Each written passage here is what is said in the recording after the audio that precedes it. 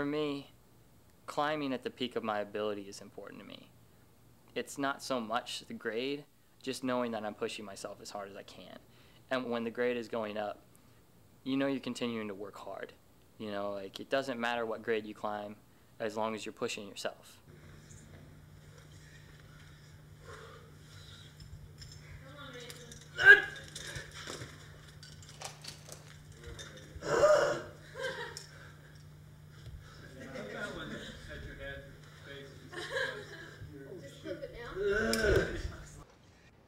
I think there can be an obsessive side. Oh my gosh, of course. My grade point average went from a 3.7 to 2.7. When I was younger, I could never keep a girlfriend because I'd just give her up for the rock. So it got in the way in that sort for sure. And climbing factors into this, pretty much taking me from my studies. I've gone to the rec or done hangboard workouts when I probably shouldn't have. So it's kind of hard to stop myself sometimes. I sometimes am not as productive as I should be because I'm thinking about climbing or trying to plan climbing. Climbing definitely creates some conflict with if I decide whether to, postpone my paper for a couple more hours or go climbing. That's a balance. Usually I choose climbing. I've missed so many classes when I was a student, it's ridiculous. I can't even begin to tell you how many times I've neglected studies, work, my marriage, which is no longer, probably in part due to climbing, because I was straight away an addict. Like, I was completely and utterly addicted to it. And nothing to do with adrenaline.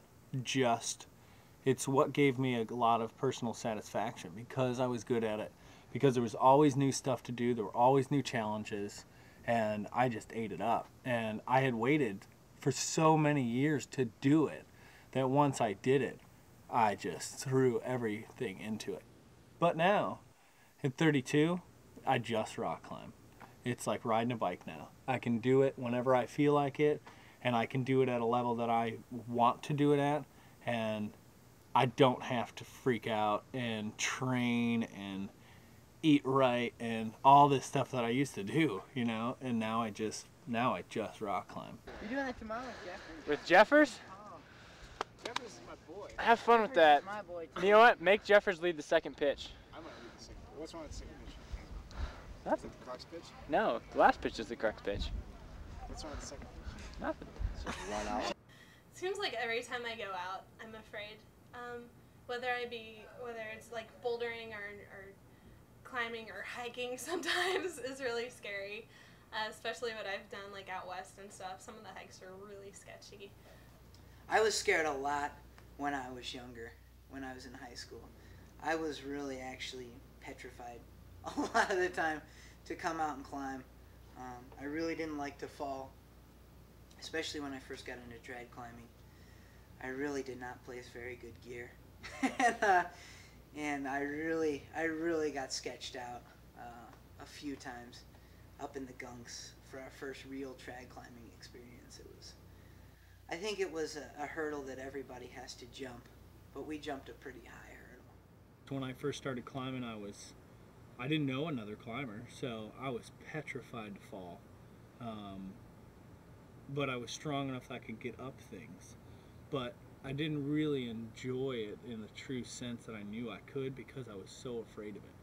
There's the spots when you're climbing where you're looking at a bad fall, or, it's not the greatest situation. It may not be a horribly ugly fall, but it's not going to be a great one, and you're in a situation where you have so much doubt that you're going to be able to pull the move ahead of you. Whew. With lead climbing, gosh, that's the worst. I've lead climbed before and I've taken falls before. I don't know why I'm still afraid, but if I get to where my waist is even with my last bolt, that's when I start freaking out. Like, I don't even have to be that high above the bolt. It's just I don't know, the fear that there's nothing there and that you are gonna fall. Even though, like I said, I have fallen and I've been fine. I haven't had any bad experiences or anything. The first thing people tell me when they don't want to climb but are being encouraged to climb is, "Oh, I'm afraid of heights." You know, and I always respond, "You're not afraid of heights, you're afraid of falling." And they're always, "Yeah, I'm afraid of falling. You're right. That's what I mean. I'm afraid of falling." You know, and then I go on to say, "You know, you're really not afraid of falling. That's not going to hurt you. You're afraid of hitting the ground." And if you look at, you know, the safety procedures we have, if everything's done properly, there's, you know, pretty much no way you're going to hit the ground. So, you know, it's this fear that people have. You know, it's misunderstood. They're, you know, they're afraid of the consequences of things that are already taken care of. It makes you think about your safety. You know, have you done what you can to make sure that you're being as safe as you can in the situation? You know, that fear makes you check and recheck things sometimes, and you should do that. You shouldn't get lax about your safety. At least that's kind of, you know, my feeling. Like, a lot of accidents happen when people get too comfortable and they make a mistake. It's just, it's inhibiting. It's a really inhibiting fear, and it's something that I've been working so hard to get past the entire time I've been climbing. My friend Chris Lesh, I went climbing with him, and I watched him climb until he fell. He was just gunning for it. He did not care. It was only important to get to the top for him. And I watched him, that satisfaction of trying until he whipped through space. And I was just like, bam, it's like the world went flat, you know? And I was like, oh, that's how you do it. When you're scared of doing something and you do it anyway, you know, that's mind over matter right there. You know, like, when you pull through something that you really didn't want to, you know, or you were really scared of, you know, it's rewarding. Thanks, guys. Leg popped again. Yeah, I know. And you're like, screw it. This time I was like, ah! This time you're like, you're like, I'm not trying to put that thing back on. I was like, screw readjustment. Okay.